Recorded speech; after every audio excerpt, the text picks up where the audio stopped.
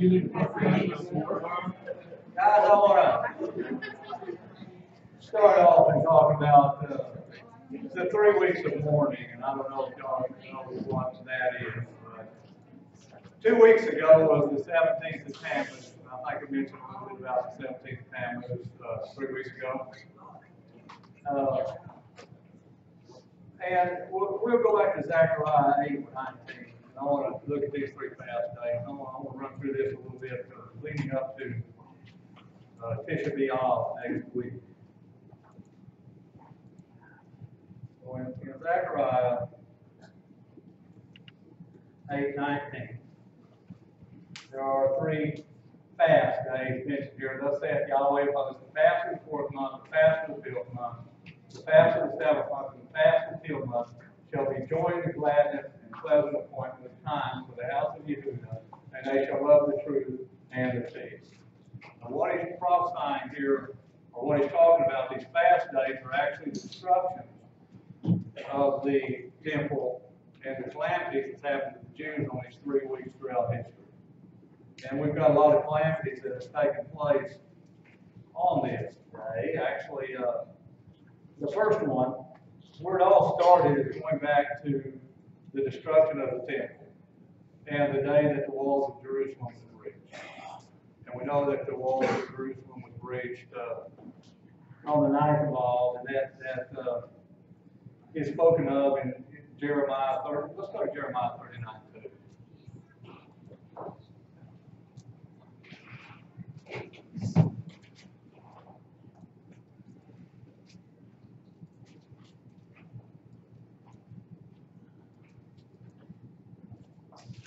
And the 9th year of, in the 11th year of the reign of Zedekiah, in the 4th month, on the 9th day of the month, the city was broken into. That was when the wall was breached for the temple. Now, what happened in these 3 weeks of this leading up to this was during the sieges, the Tamid offering was stopped in the temple. This calamity started. I guess the first one goes back to the golden calf. 40 days after Pentecost, the first one at the mountain. And they built a golden calf, and Moses come down off the mountain. That's it. That is the 17th of Tammuz, the day that Moses come down and broke the tabernacle. That kind of started a cycle throughout history of this day, of the 10 Commandments, the wall being breached. During the siege, the Romans burned the temple scrolls also on this day. So the temple scrolls were burned. A lot of these things kind of come on through history. Of course, we have the picture of the wall of Titus, showing them carrying the accoutrements of the temple back to Rome, and it shows the menorah and some of the other things that they're carrying in that arch that's carved in there to this day as a testimony to the general Titus that conquered the temple, the second temple, at the fall. Let's just lead us up to Tisha B'Av. And what is Tisha B'Av?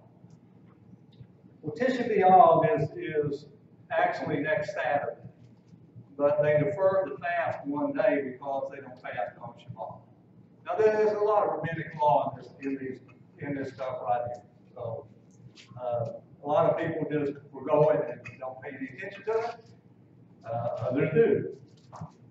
But on Tisha B'Av, which is basically the saddest day of the year for the Yehudah, because the reason it only pertains to Yehudah is because the northern 10 tribes had already been carried captive. They weren't there. They were actually in exile long before this happened. But as we go through history, we see these atrocities happen again over and over. Like I say, Tisha B'Av was the day that both temples were destroyed. The first temple and the second temple. The first one stood for 410 years, and in 586 BC, Nebuchadnezzar came and destroyed it. And the second one we know was in 70 CE when it was destroyed. Now, why would we mourn the destruction of Yahweh's house? I mean, should we? Or should we even care? After all, it's just his house on earth. Or should we pay attention to the destruction of Yahweh's house on earth? You would think. A picture of what's taking place on earth. The Bar Kokhba revolt happened on this day in 133 CE. That's AD. Was when the Bar Kokhba happened, and we know that a lot of Jews fell during that time. I mean, the destruction of Yehudah, during Bar Kokhba, the city was actually plowed at that time, not just the temple destroyed in 70, but there in 133, during the Bar Kokhba revolt, the city was totally destroyed and plowed, and Jews were forbidden to even come into the city. They were barred from the land. Many people lost their lives during that time. In 1290, England expelled the Jews. I don't know how you'd feel if you were here today in the days of horse and buggies, and I had my shack in the country, and the king says, you can't be in this country anymore. You've got to find another place to go. It ain't like just leaving town. This is like, you got to go. Think about that. Everything I know, everything I have is just left behind, and I'm taking out. Well, basically, if that was the only few atrocities, maybe that wouldn't be so bad. But we have others. In 1492, there was an expulsion for Spain. Actually, it was on, this is one of the things for Queen Isabella, the one that who discovered America? Columbus. Was he a Jew that was fleeing the country, looking for a place for the Jews to go? So basically, his expulsion from Spain was the day that happened.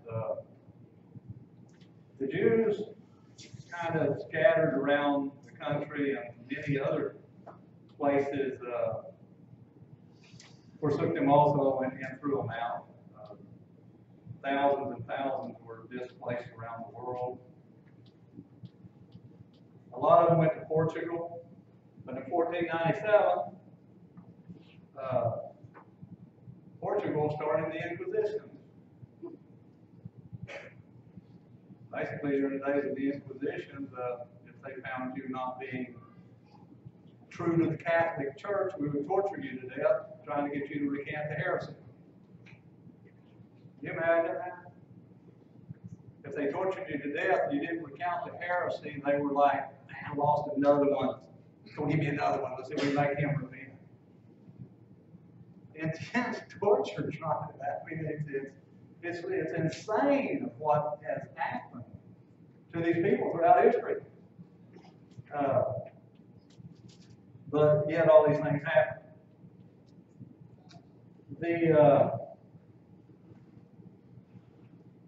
The expulsion of the Jews from the Warsaw Ghetto. Guess what date that was?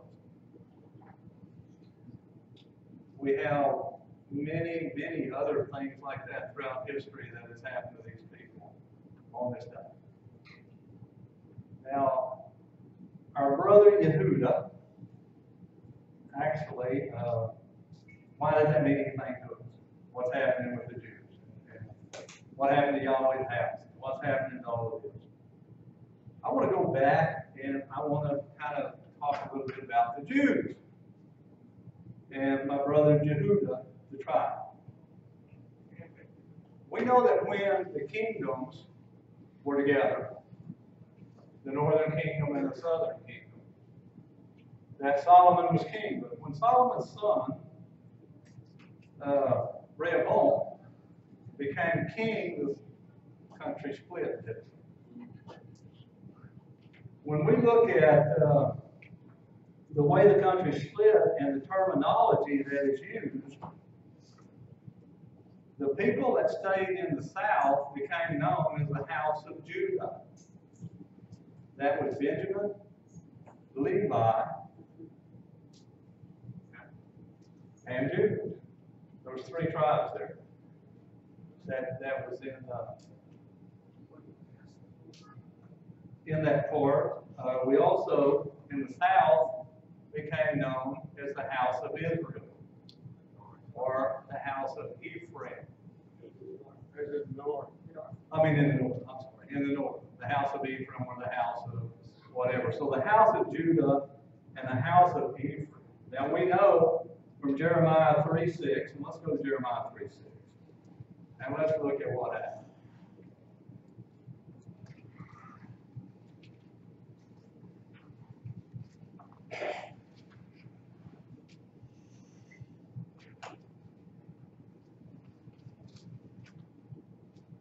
And Yahweh said to me, in the days of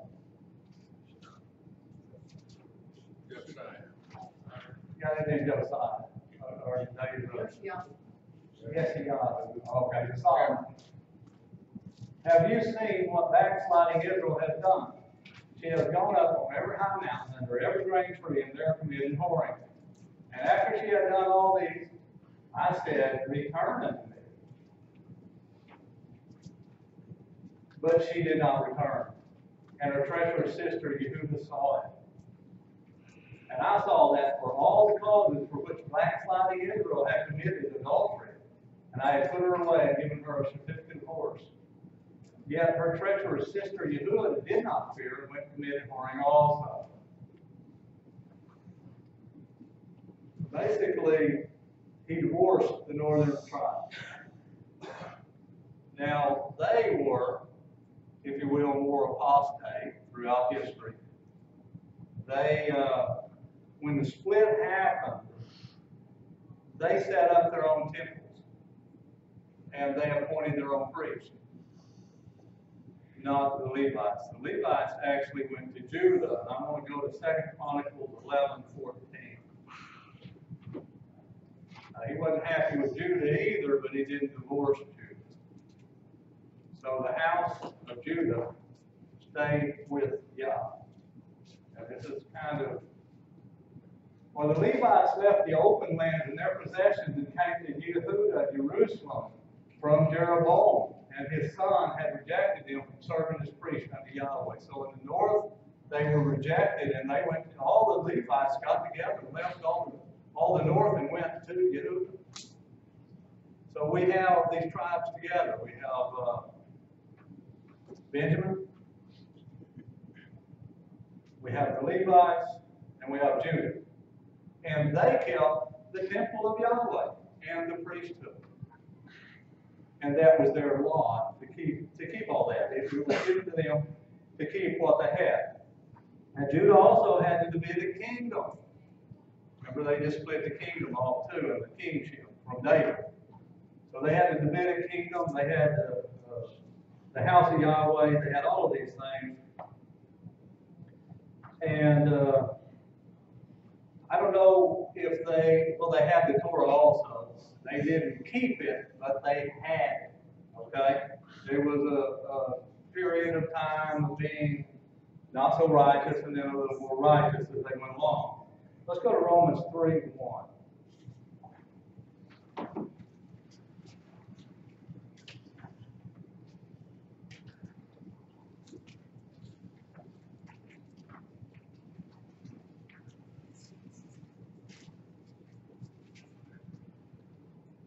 What then? What advantage is the Yehudah?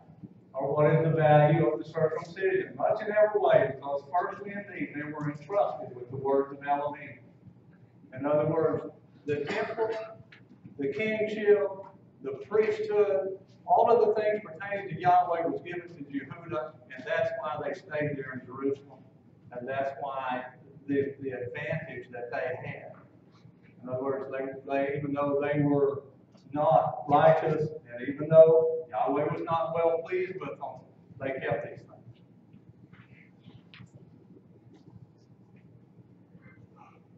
He didn't totally do away with Yehudah.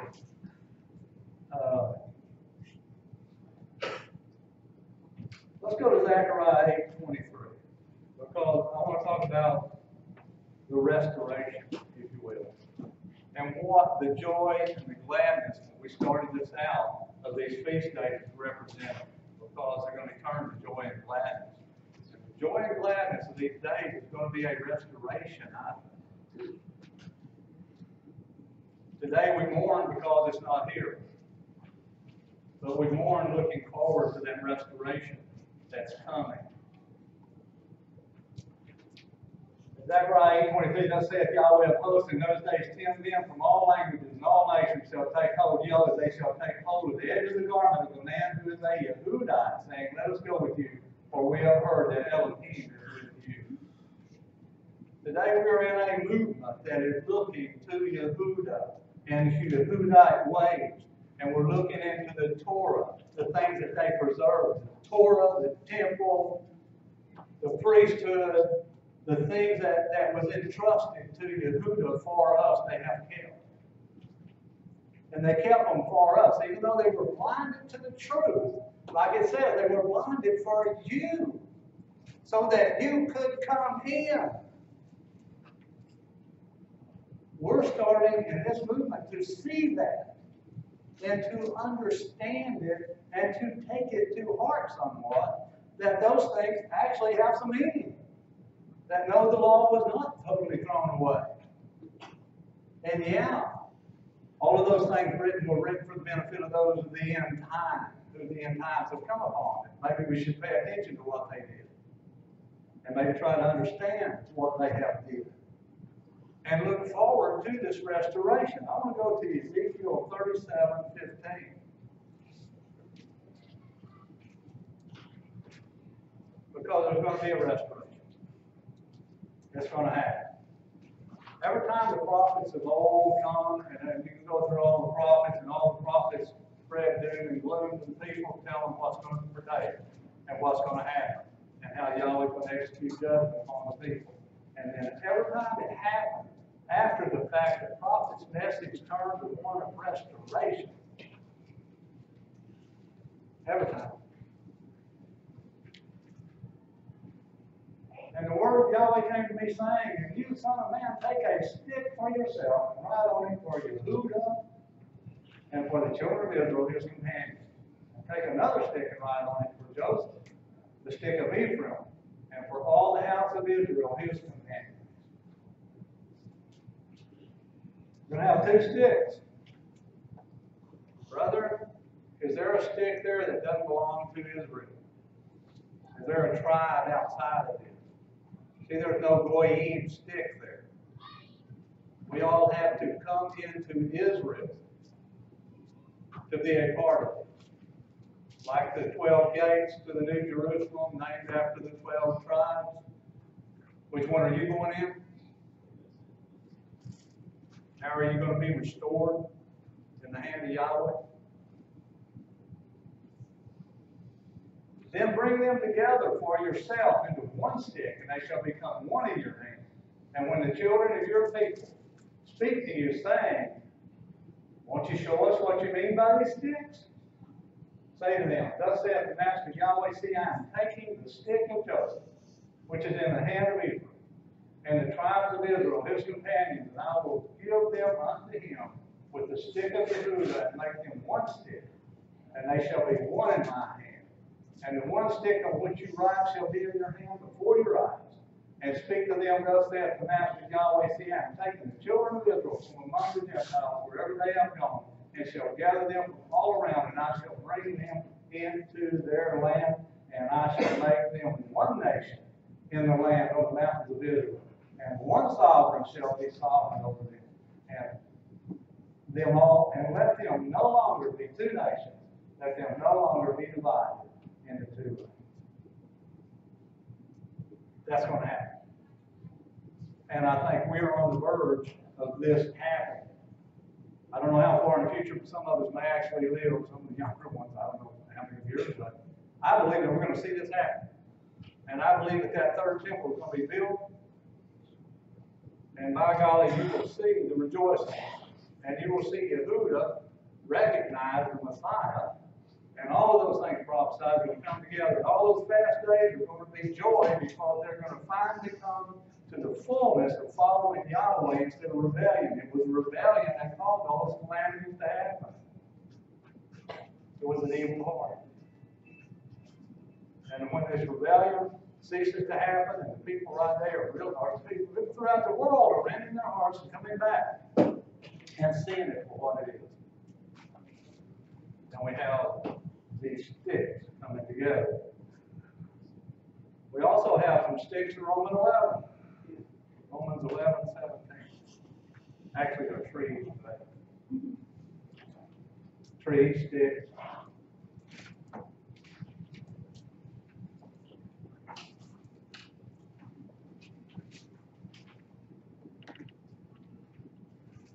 If some of the branches were broken off, and you being a wild olive tree have been grafted in among them and come to share the root and the fatness of the olive tree, do not boast against the branches. And if you boast, remember you do not bear the root, but the root bears you, and that root is Messiah. You shall say then, the branches were broken off, that I might be grafted in. That is absolutely true. They were blinded or broken off for us. And Yahweh did it to Yehudah, so that we could come back in. Y'all think about that. That Yehudah has faced these atrocities throughout the brunt of history that Yahweh did to him so that we could come back in. Wow. You shall say to them, the branches are broken off, I might be grafted in. Good. By unbelief they were broken off, and you stand by belief. Do not be arrogant, but fear. For Elohim did not spare the natural branches, he might not spare you either. How many else boast against the natural branches? All them dumb Jews. You know, today we do have Tisha B'Av. The Bible says, mourn with those who mourn, weep with those who weep, rejoice with those who rejoice. If you rejoice today, if you mourn today, your mourning will be turned into rejoicing. That's what it says. Do we really mourn with Judah? I think we flippantly look at these things and this destruction with not a lot of care, really. Maybe there's more to it. Maybe we should look more into that and pay more attention. Anyway. That's what happened, and Tisha B'Av is that memorial, and that is next Saturday, which is the first Sunday this year, so that being that. The reading this week actually starts off with Hamatot. Hamatot is the name of the reading. Now, Hamatot really means it's translated tribes, I think. It's in Numbers 30. I think Hamatot is actually in 2. Not in 1. Moses spoke to the heads of the tribes. The word Hamatot is tribes, translated there. Would you bring that up in the given later and look at that word tribes?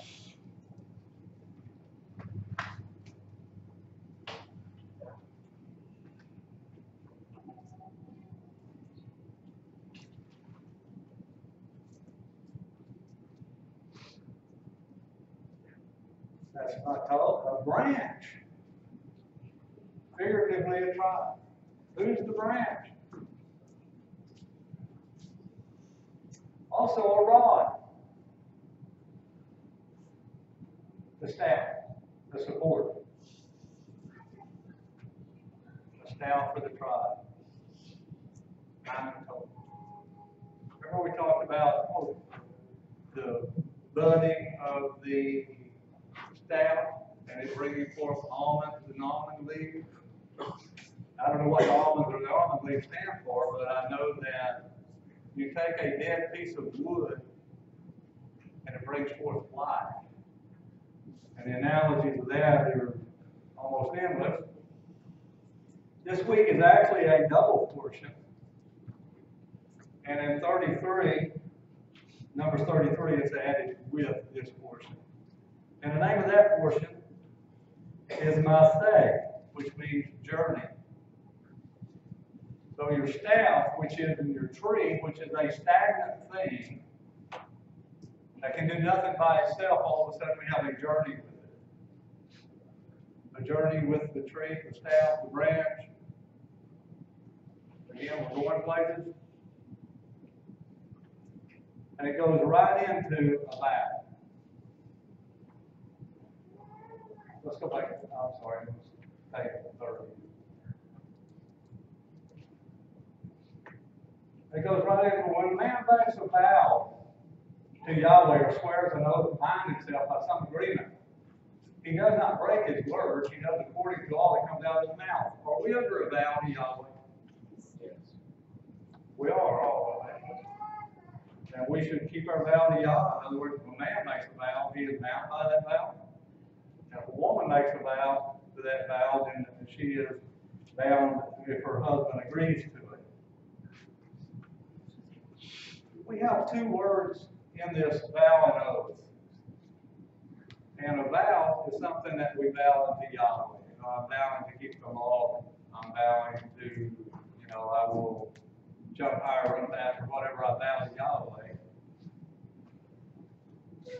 But an oath is something that you swear. And the Bible also talks about swearing. I swear I will tell the truth.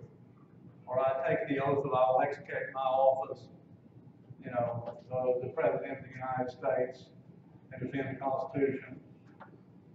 Whatever. That's a swear. Swearing something. I'm binding myself with a swear. I'm taking a vow to Yahweh. There's two different things. In English, they're kind of mashed together and a little hard to discern the difference. But if I swear an oath, or swear an oath is the same thing. To bind himself to some agreement, but a vow is to Yahweh. I'm vowing something to Yahweh. I'll do something with it, or to Yahweh. I want to go to Leviticus 19:12. And we're going to look at this vow and oath thing a little bit.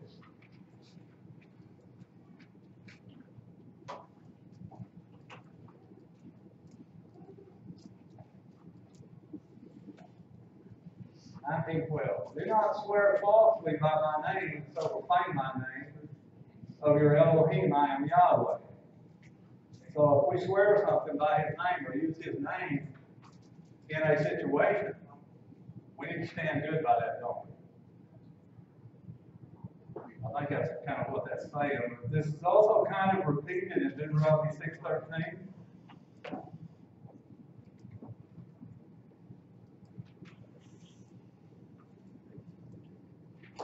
Fear Yahweh Elohim, serve him, and swear by his name. So we're going to swear by the name of Yahweh. It's repeated again in 23:21. We don't need to go there. But I want to go to Matthew 5:33. And look at where we are with in the New Testament, because it seems like we might have a different agreement. 5:33. Again, you heard that it was said, those of old, you shall not swear falsely, but shall perform your oaths to Yahweh. But I say to you, do not swear at all, neither by heaven, because of Yahweh's throne, nor by earth, because of his footstool, nor by Jerusalem, for it is the city of the great slaughter. Nor swear by your head, because you are not able to make one hair white or black. But let your words yea be yea, and your no be no. What goes beyond these is from the wicked one. How do we get past these contradictions or seemingly contradictions? Basically, he's saying you don't really need to swear to anything. But if you do swear, uphold it. Now here's the problem. Usually when we get ourselves like a pig stuck under the gate, we need out, we start squealing, and we start making a deal with Yahweh. Yahweh, I will fill in the blank. Whatever it is. I'm in a bind, I'm gonna make a deal. Like, I will really follow you. You know, I'll really serve you. Or I'll go slay dragons, or I'll do whatever. Whatever your promise to Yahweh is, at least saying, that's a foolish thing to do. Guess what is being said here? That you shouldn't do those things. You shouldn't make those, but if you do them, you should follow through with them. Ecclesiastes 5:4. If you do make those vows, you need to stay good by what you swear to. When you make a vow to Elohim, do not delay to pay it, for he takes no pleasure in fools to pay that which you have vowed. So if we're going to make these flippant remarks, we need to be careful of what we're doing, because Yahweh says, what does he say? By every word that comes out of your mouth, you're going to be judged. So you have two choices if you make a vow. You can either perform it and suffer the consequences of having to perform that vow, or you can cease to vow. But if you do make that vow, you can either perform it or not perform it and suffer the consequences. So you're better not to get into that situation, because how do you know what calamities are fixing to befall you? Is what Messiah is saying. You can't change the situations and you don't know the situations, so don't put yourself in those situations if at all possible. In Jonah 1:16 is an example of this, when Jonah went and preached to Nineveh. He went and told them what? In 40 days the place is going to be torched. Yahweh's going to come and destroy it. He's going to get you guys. It's going to be all over. And 16. There you go, 15. And the men feared Yahweh exceedingly and brought an offering to Yahweh and made vows. Isn't that kind of just automatic?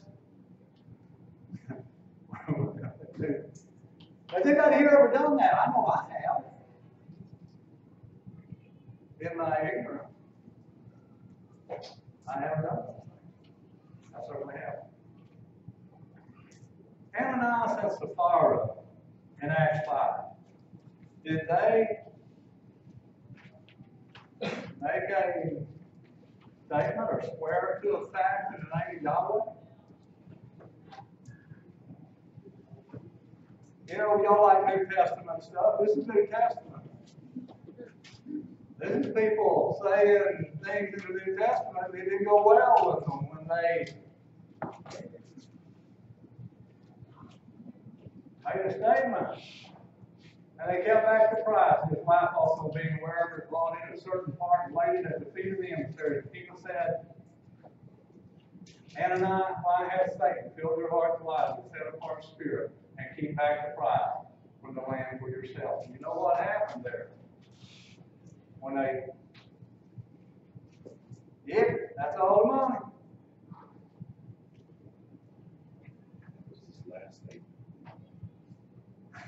Yeah, it didn't go well, did it? Since we're not struck dead, since the judgment is not executed speedily,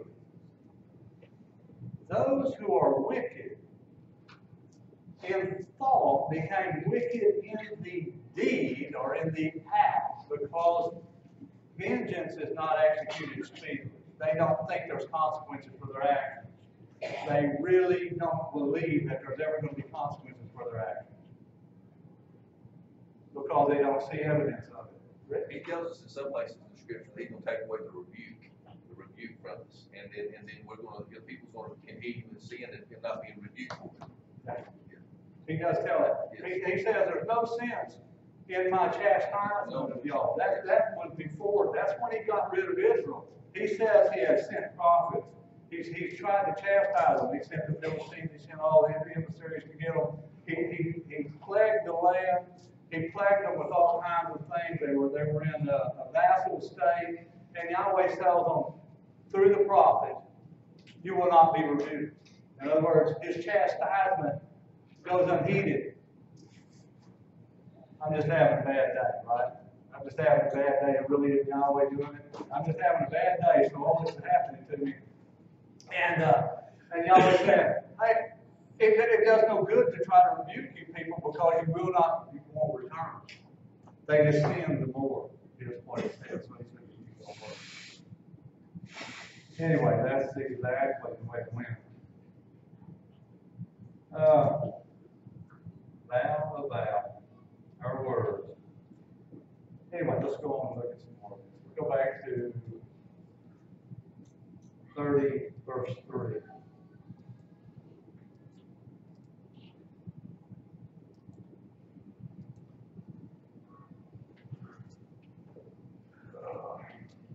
Hallelujah.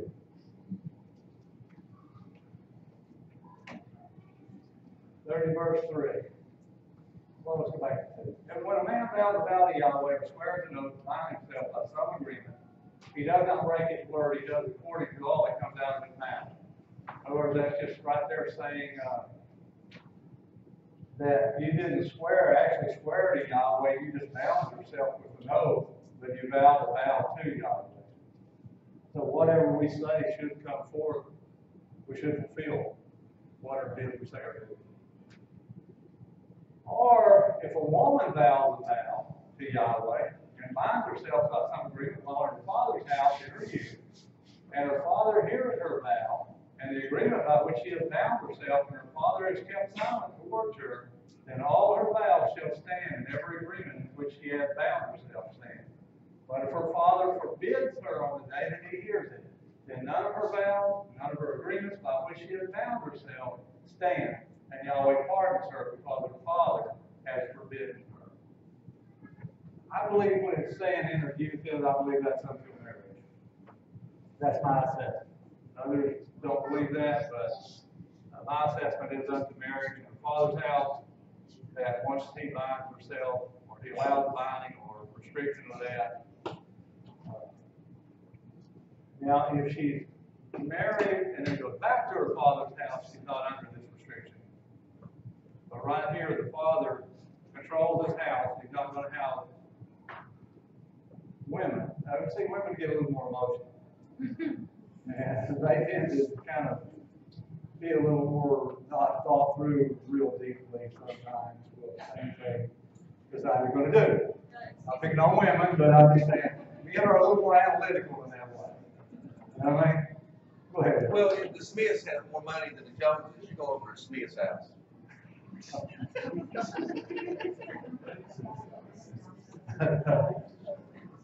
The fathers actually exercise a lot of control over their daughters. They can actually sell their daughters if they want to. It talks about them selling their daughters and doing various things with them. So really, women were kind of viewed a little bit as property. I can say that. That's the way it was. We're going to get in trouble on this one, aren't we? Need to shovel out. Yeah.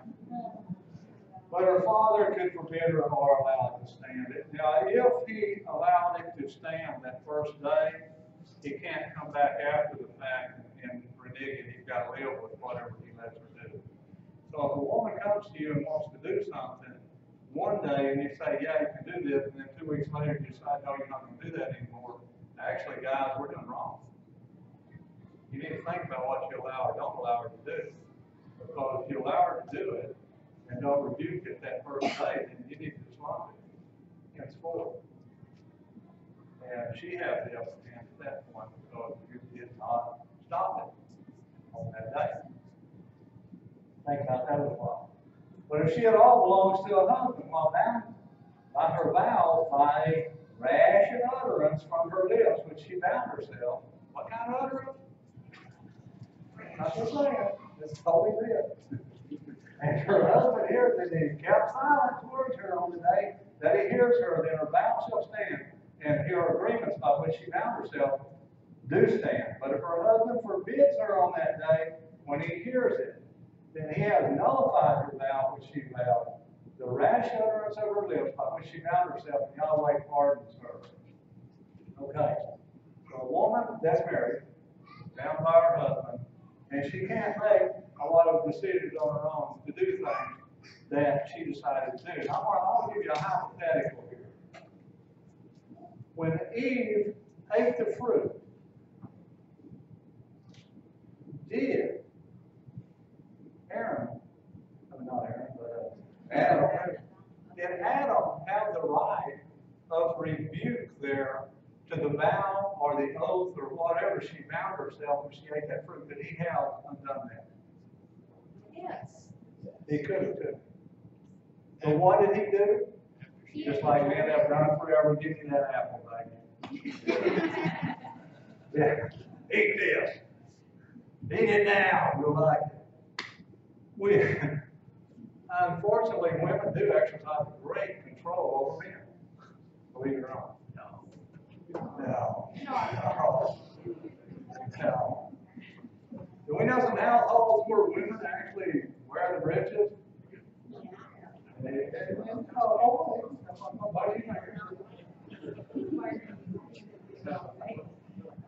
a couple of them out there, I tell you. Okay, the woman. Okay, now she is either widowed or divorced, and she goes back to her father's house or her oldest firstborn son. Now, by the way, the firstborn son, you'll all know, the firstborn got the double portion to take care of his sisters or his mother and his family, brothers, the right of redemption. All of those things belong to him, along with the avenger of blood. All of those things. He got the double portion, so he had a little extra, so that he could take a trip to whack somebody that messed with the family, if he needed to. Anyway, and the right of redemption is his. So if the woman returns to her father's house, sometimes she's going to that firstborn son's house that got the double portion. It just mentions the father's house, wherever who she comes to. Now, in that house, she can make a vow and it'll stand because she is not bound by the house. You can't bind her once she is in that position. She makes her own vow.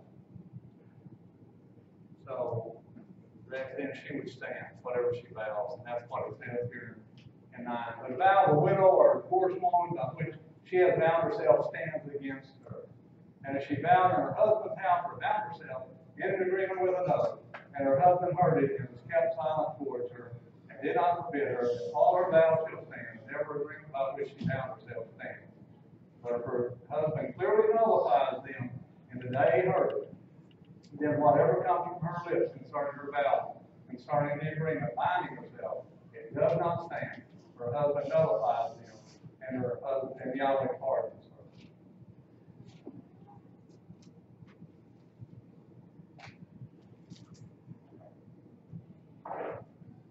Women can bind themselves.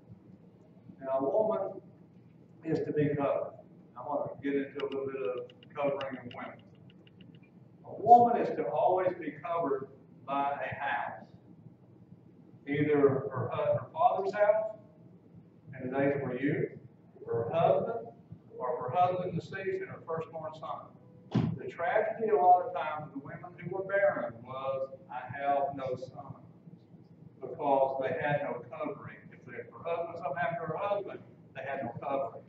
You know, Paul gets into this in the New Testament. He's talking about, he uses hair as an analogy in those agreements, in those places. I think that is 1 Corinthians 11, where he's talking about those things. We don't have to go there if you don't want to, but 1 Corinthians 11, he's using that as an analogy. He's saying a woman who is not covered, it might as well be shorn. In other words, her hair ought to be cut off because she's respected. Now, he's saying this to the church because the woman is to be taken care of, either in her father's house, or her husband's house, or going back to her father's house. The woman is to always be covered with that cover. Y'all get that? Now he's saying the opposite for a man. He's saying a man is not to be under the dominion of another man, but under the dominion of Yahweh himself. That's why he's saying it's a shame for a man to have long hair. He's using it in an analogy. Now let's go back. Let's go to 1 Corinthians. He's using an analogy of hair of a man being under the dominion of another man, which he's saying is a shame. A man should not be under the dominion of another man. You should be directly under the control of Yahweh. Let's go down to around, well, a woman, even a woman praying prophesies her head and covers bring shame to her head, and that is one and the same if her head was shaved. In other words, she has no cover. If somebody has forsaken this woman, she needs to be covered. If a man indeed should not cover his head, since it is likeness and esteem of Elohim, but a woman is the esteem of man. For a man is not a woman, but a woman is a man. For the man also was not created for the woman, but the woman for the man. Because of this, the woman ought to have a sinful authority on her head because of the messenger. A covering, authority over her head. However, the man is not independent of the woman, nor woman independent of the man, but the man in the master. For as the woman was from the man, even so the man is also through the woman, but all in all from Elohim. Judge for yourself, is it proper for a woman to pray to Elohim that her heaven knows? Does not nature itself tell you that if a man indeed has long hair, it is disrespect to him? And if a woman has long hair, it is a esteem for her, because long hair has been given to her over against the veil. What he's saying is, this hair all of a sudden is used as an analogy right there. In 16, he says, if, however, anyone seems to be contentious, we have no such habit, or the King James says custom, nor do the assemblies of Elohim. In other words, he's saying, I'm using an analogy. We don't really have this custom. That make sense to y'all? No? Yeah.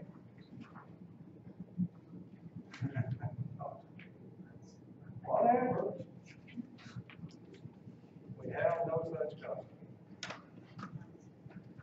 Or neither do the assembly of Elohim.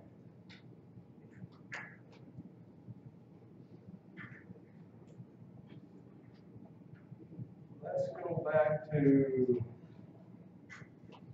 30, and did we finish all that chapter? No, we didn't.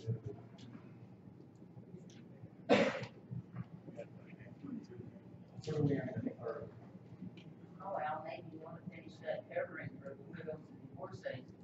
I'm sorry? I said, maybe you want to finish that covering for the widows and divorcees. That don't have a man. Well, the widows and the divorcees are supposed to go back to their father's house. In other words, it's a shame for them to be uncovered. My father's not alive.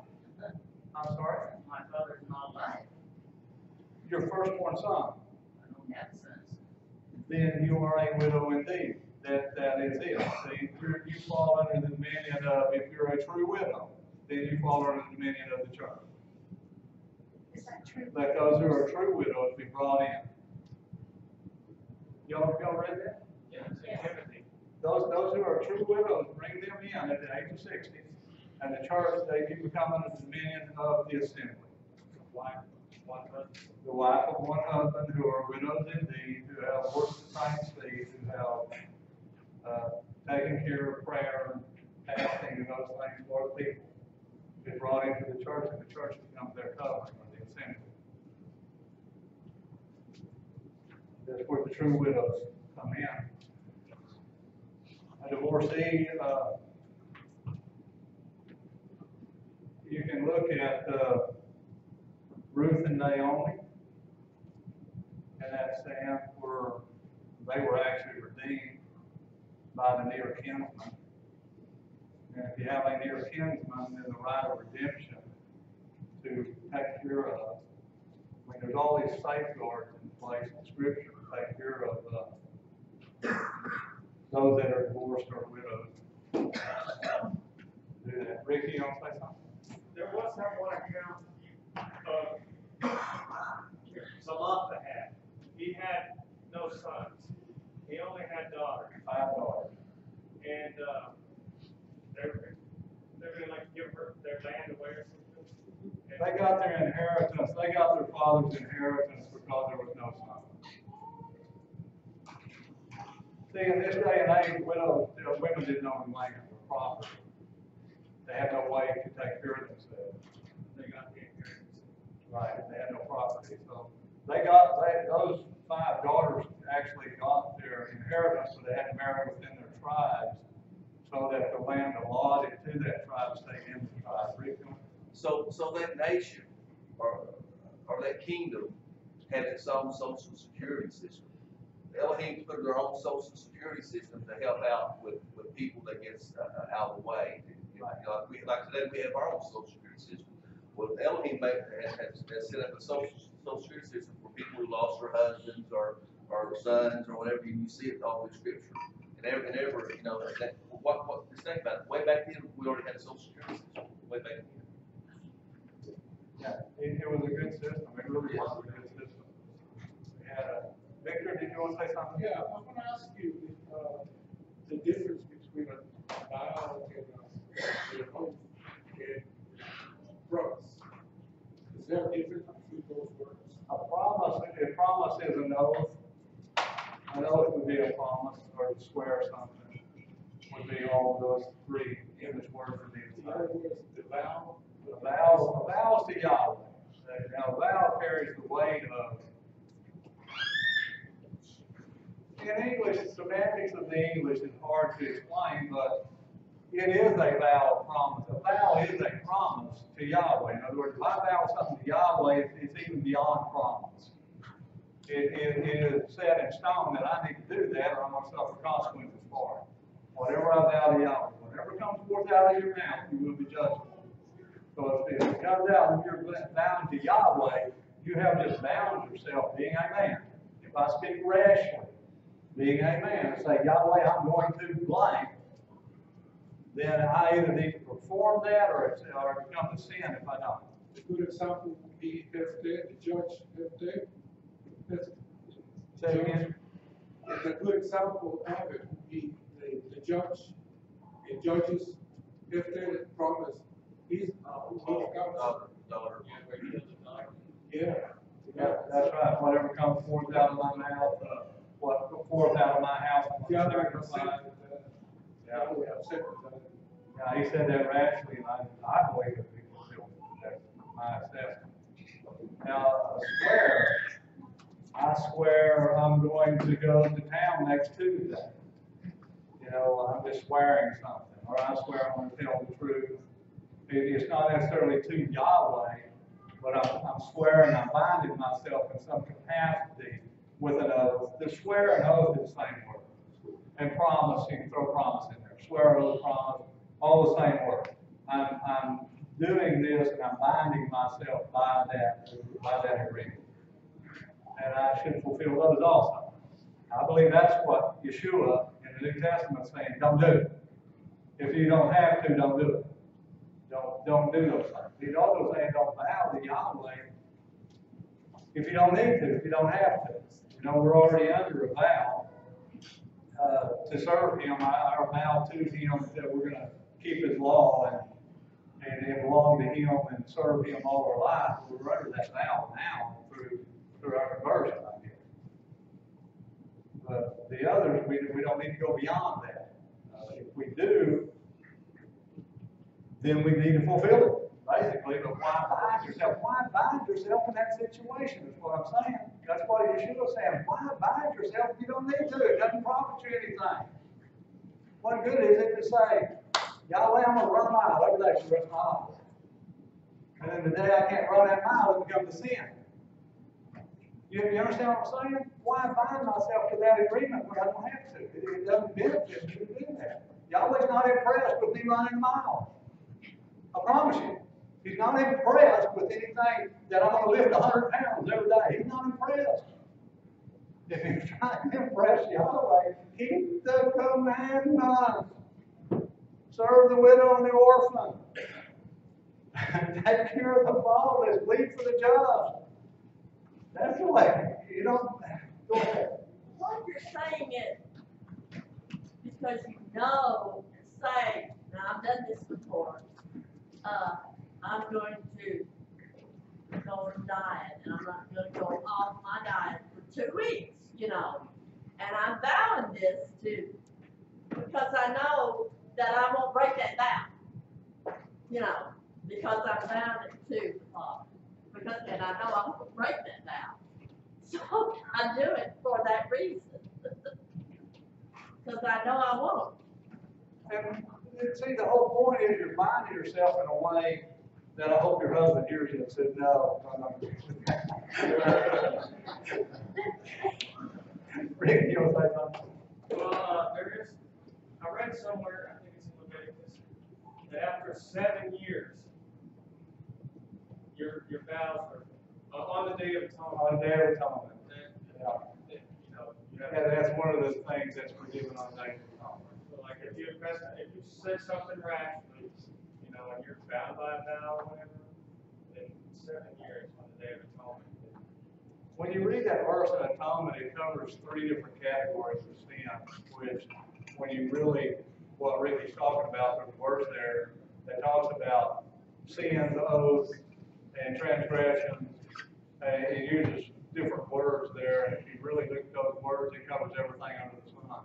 On the Day of Atonement, it basically petitions Yahweh forgiveness. Everything. So, Yahweh being petitioned to forgive, whether, you know, whatever. Because the women, they've got either their father or their husband who can nullify their vow. But we're just stuck with, we say something irrationally. For 7 years. Is that why we like have to forgive, like our brother's debt and stuff? If we don't forgive our brothers, then we're not forgiven. Right, no, like being bound to the vow. The 7th year on atonement, you can be unbound from it. Is that why? Would it be the same as, you know, when we forgive our brother's debt, they're not bound to that vow to pay it back? There's a jubilee, I think. Yeah, if you release somebody, I think that's the heart of the Torah is to measure what you want measured back to you. I mean, if I do something stupid and make a vow, I want to be forgiven. I want to forgive somebody that makes a stupid vow to me, unless there's money involved. No, that's the whole point is to relieve those that become obligated to. When Abraham sent his servant to go get a bride for Isaac, and he loaded him down with gold and jewelry and 10 camels and servants and sent him off into the land, how many people would have just kept on going? Kind of like he had a lot of wealth with him, brother, when you look at what all he had. But yet he didn't mind him. He said, what if the woman won't come? And what Abraham said? You're released. If the woman won't come, she's released. How many of us do that to people? We say, you signed on the dotted line. I don't care if it wrecks you, your home, your house, your health, and everything else. You're going to feel what you did for me. Don't we want to hold people to that line? That's where we start getting into touchy ground to be a little lenient, have a nice heart, and say, you know, maybe the guy has a bad day, and I'm going to make my own. Tell you from You know, experience. I'll forgive him. Some people aren't believers, they use that against you too. They know that in 7 years you will release it. Yeah, that's the whole point of Torah. They also use against you the forgiving part of you. Yep, the forgiveness part. If you want to be forgiven on atonement, and you're holding your brother to those agreements, I don't think God will forgive you either.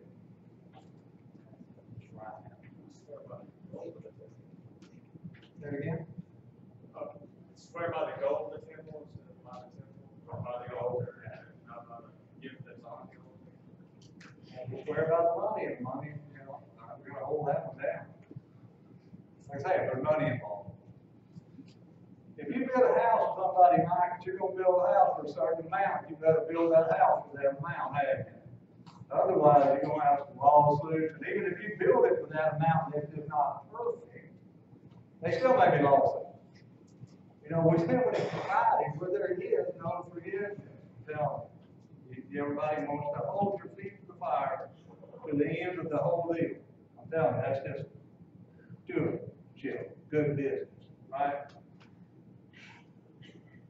But if he nullifies them after he hurts them, then he shall bear his crookedness. She shall bear her crookedness. These are the laws which Yahweh commanded Moses between the man and his wife, and between the father and his daughter, introduced in her father's house. So these vows, I guess, take it or leave it. Be careful what we vow, and be lenient to those that make promises to us. Maybe have a little bit of a heart towards people. Well, now, could you just come up with an example that a young girl might say that a father would nullify? I mean, can you think of an example? What if a little girl in her father's house says, I'm going to go to work and I'm going to give every penny I make to Al Green? Because he's a poor old minister and he needs the money. Yes, hey, maybe you need to read it. Yeah, of course, that's a wild one, but there's little kids tend to have, I'm going to go help grandma every day because she's old. Or, in a good-hearted way. A lot of good-hearted things you think, you don't want to remind yourself of those things. And you need to watch and teach your children. I think a lot of this is teaching your children to be careful what comes out of their mouth. Because we really don't pay much attention to what the kids say, and we should. We should pay attention to what they say and kind of direct their speech and tell them, that's not very smart to do that. So what about, what if you break your leg and you can't go do it? Or what if you, Actually, Dale and I were just discussing this today. I made the stupid vow about Facebook not long ago, that I would not be on Facebook and I would take the day off for Father. Dale told me that was stupid. But I posted on Facebook today, this morning, and I felt bad about it because I thought I made a vow, but Dale had voided that the day that I said it. He said that's stupid, don't do that. So it's kind of fun to talk about that because it just happened. You're welcome.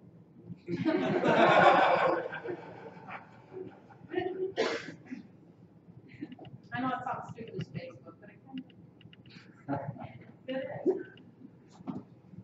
We all make rash decisions, I think, at times. And I think a whole lot of this law and the thing on the Day of Atonement, and Yahweh wants your heart not to be, if you will, lording it over people that make rash vows to you, so that if you make rash vows to him, the thing about the unpardonable, the servant that had those $10 trillion, he was forgiven, and then when he got his fellow servant that owed a couple of bucks and couldn't pay.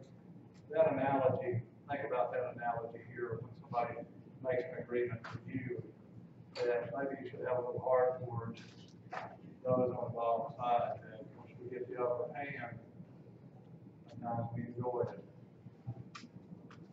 I have a question. What if someone makes a vow to you so that they can get something from you that they want, and then they never fulfill their vow? They never do what they say they'll do. It becomes a sin, right? That happens all the time, don't it? Yeah. Well, you can either forgive them, but I tell you, Yahweh says he will deal with those situations. If somebody is fraudulent in their heart and wanting to defraud you and make promises to you like, give me $100 and Yahweh's going to give you 1,000 back. Never heard that one. So it's the way. People lie to you in various ways to get things from you. And that happens all the time in our society. And I think that that's part of an ungodly society that we're in. All these things happen. Yahweh, it's hard to trust Yahweh to take care of things. I've counseled a lot of people where there was only one witness themselves. against somebody else, and this person's on their pound of flesh, because they say, I know they did it, I seen them do it, they're guilty. Yeah, but you only have one witness. You have to actually back off and know that Yahweh's going to take care of the situation because He says He will. There's nothing else you can do. So you have to trust Yahweh or lean on Yahweh to deal with this. We're just gonna give a Yehudah as an example for your daughter or whatever. And I know, most of y'all know my daughter. And, most of y'all know Yahweh, Jordan's son. Well, it's been a couple of years ago, but my daughter, she made a vow, she's gonna marry Yahweh. So, and I said no. And I exited that vow. I mean, not that I don't mind, you know, if it comes to happen, I love it, but. Not to let I'm just ladies saying, out. yeah. Do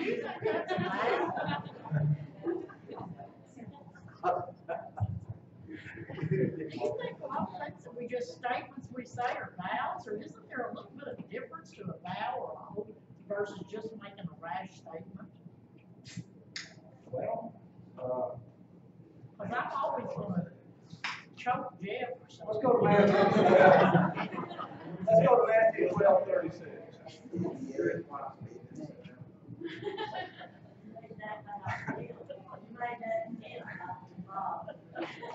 That's what I'm saying, that's not necessarily a deal. There's a difference. We don't like for there to be. Where's the yes, yes, and the no, no? Where's the, you know what I mean? Matthew 12:36. And I say to you that every idle word man speaks, they shall forgive an account of in the day of judgment. If we can't open our mouth. Well, a lot of women should. Hallelujah. And the light goes on. There is anything. You just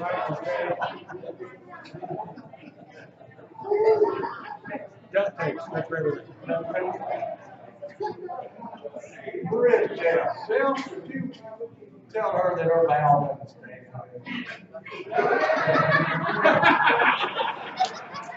No, he must be true. There's a guy did that to me one time. He said, "Now, you being the man of the house, you need to tell your wife." And he went on to explain what I did today. Yeah. I did that to tell him. I said, "You know, she don't like you." I don't need to tell her anything. Then go ahead. Well, me Bonnie was wondering, what about, I mean, what if you repented from that? Still gonna, is that still all true, you've repented from Yeah, what, say it again? the, up there where we have to be held accountable for? What if we repented? Does that still count then? Whatever comes out of our mouth? Yeah. Or vow, rash vow. Yeah. A rash vow. We should, then when we repent from it, are we still gonna be held accountable or not?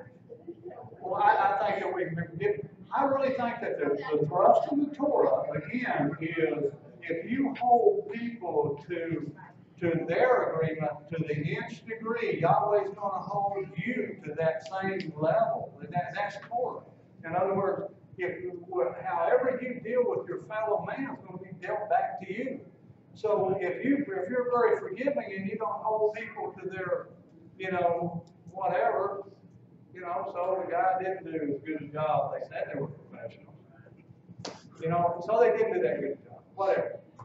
If you don't hold the person to that nth degree, and I'm just using that as an example, it don't matter what it is. If you have a forgiving heart, Yahweh's going to forgive you because he has a forgiving heart. If you hold people to the letter of the nth degree, he's going to hold you to that level. I think that's exactly what balance is. Does that include families? Family doesn't count. I'm just, no. It's that way. We need to be forgiving and loving, whatever. I'm not saying be used. I'm not telling anybody to be used or to let people take advantage of you or anything. I'm just saying be careful of what we do. I think the whole thrust here is just be careful. Marshall? What was, is it Jephthah or Japheth, or whatever, what was his his vow that he would go I'm out. gonna, whatever comes forth first out of my house, I'm going to sacrifice to Yahweh. What do you think, you know, there's been controversy on what that sacrifice means. Seems to me like about a 50 IQ. You know, I mean, his daughter would come out of the house and read him first. There's only one way to say it. What do you do with her? I don't think he sacrificed her. Why would he sacrifice her if he knows that's not appropriate? Because he vowed that he would, and he made the vow to Yahweh, Yeah, but you and want a he man was with, bound by that vow. a man that knows the father wouldn't plan on doing a human sacrifice. I wouldn't think. Because he sacrificed Well, you want to say something? human sacrifices were illegal within the Torah. So he would actually be offering to do a sin that it makes sense. Go on the Father's name. Read the narrative. Sounds to me like a sacrifice. I don't know. Y'all read whatever you want to read and believe it either way you want to believe it. When I read the narrative, it reads to me like a sacrifice. Not that he was right by doing it, right? Right or wrong? He lived with consequences of what happened. Yeshua is a human sacrifice. Yeah. I'm Messiah. Anyway, anybody else? Shannon? On the kids, when you striking their vow down, that's just for age of accountability though, right? I mean, if, like he said, his little girl, you know, she wasn't really old enough to even have any idea what she was saying. That's right. That's why. Oh, yeah. When it's talking about a daughter in her father's house in her youth is the way it reads, okay? So that could possibly be before age of accountability also.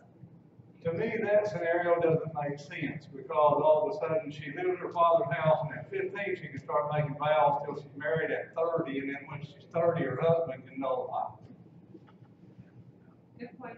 Or her husband, her father can sell her into servitude, he can sell her as a slave. I wish I could. He can do all kinds of, I'm sorry, but to me, in her father's house, in her father's house, and that is till she marries. That's the way I do that. Y'all can argue that point. To me, that's the way I do it. So, and the way I understand it. Well, I don't wanna bring up any points for argument or anything, but we tend a lot of times to get mired in details of things about things that were conditions or, you know, that existed 2,000 years ago, the way things were. You know, first century AD is very different from today. Today, most women have been working for decades now. It's on their own. They have their own retirement. They have their own insurance. They have things that cover that didn't exist back then. You know, so that's one thing. But we can't lose sight of the main theme of what you're presenting to us, which is be careful of what you say. You know, don't really say things as a vow or anything if you don't intend to keep it. Okay? Yeah, That's why I got out. how does it make you look to say things that you don't break the marriage? I mean, however Yahweh looks at it, it's not going to be well by anybody. I've had people do that. There are people that'll tell you what you want to hear just to make you happy at the moment and never come through with what they say. I've had people do that to me all the time. Yeah. You know, society has changed so much. Let's say the 50s or 60s, maybe 50s. You were a businessman, someone shook your hand, and they conducted business with a handshake. You didn't need a written contract. Your word was your word. That was a contract by a handshake. Today, someone does that 50-50. I don't believe them. I don't really know if they're gonna fulfill what they promised. So today, it's a different ballgame. That's Right. You know, it's just the way society has evolved. And today you need a written contract for many things, because a handshake, it's just the way man is today.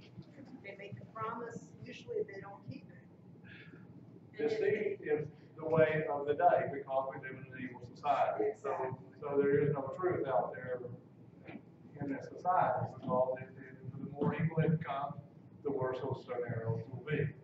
The Torah says if you make a vow, keep it. Don't make an idle promise or something if you're not going to keep it. Father says don't get into that unless you really need it. If I represent Yahweh, I'm representing Yahweh to the people, to the world, and I tell you something, should you take that to the bank? I mean, should it be genuine? What I tell you should be true. It should be fulfilled. It should be taken care of. Whatever I say should be done that way because I represent Yahweh. I am His child. I should fulfill what I say.